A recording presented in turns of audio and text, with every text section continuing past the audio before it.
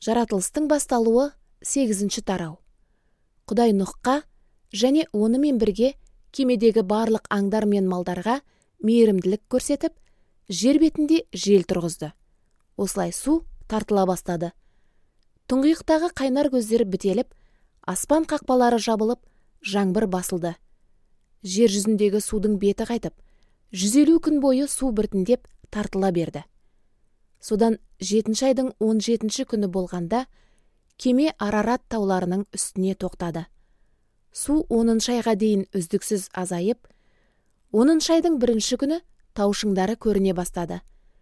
40 күн өткенде Нұх кемедегі өзі жасаған терезені ашып, бір қара қарғаны сыртқа ұшырып жіберді. Қарға жер бетіндегі су кепкенше, келіп-кетіп ұшып жүрді. Содан кейін Нұх жер бетіндегі судың азайғанын тексеру үшін бір көгершінді сыртқа ұшырып жіберді. Бірақ көгершін қонақтауға орын таппай кемеге қайта оралды. Себебі жер бетін әлі де су басып тұрған еді. Нұх қолын сыртқа созып, көгершінді қайтадан кемеге кіргізіп алды. Ол 7 күн күте тұрып, тағы да сол көгершінді кемеден ұшырып жіберді. Көгершін кешке қарай оған қайтып оралғанда, жаңа көктеген зәйтүн ағашының бір жапырағын тұмсығына қыстырып ала келді. Осылайша Нұх жер бетіндегі судың қайтқанын білді. Дегенмен ол тағы 7 күн күтті. Содан кейін қайтадан бір көгершінді сыртқа ұшырып жіберді. Бұл жолы көгершін қайта оралмады.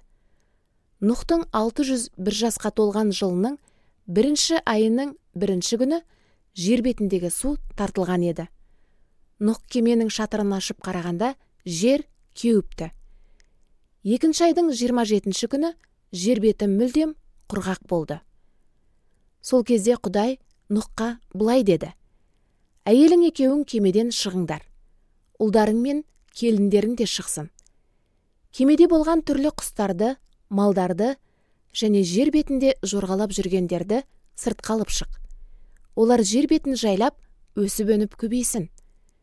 Сонда Нұх ұлдары, әйелі және келіндермен бірге кемеден шықты. Барлық аңдар мен малдар, құстар мен жер бетінде жорғалаушылар түр-түрімен, үйірімен түгел кемеден сыртқа шықты. Нұх жаратқан иеге арнап, құрбандық ұсынатын орын жасады.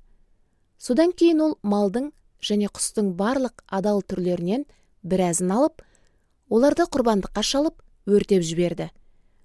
Құрбандықтардың жағымды иісі жаратқан иеге жеткенде, ол іштей былай деді: «Адамның жүрегіндегі ой ниеті бала кезден-ақ зұлымдыққа бейім болса да, мен бұдан былай еш уақытта жерді адамдарға бола қарғамаймын. Енді ешқашанда өзім жасағандай барлық тіршілік атаулыны құртып жібермейтін боламын. Бұдан былай жер болып тұрған уақытта тұқым себу мен егін ору, аяз бен ыстық, жаз бен қыс, күн мен түн үздіксіз бола бермек».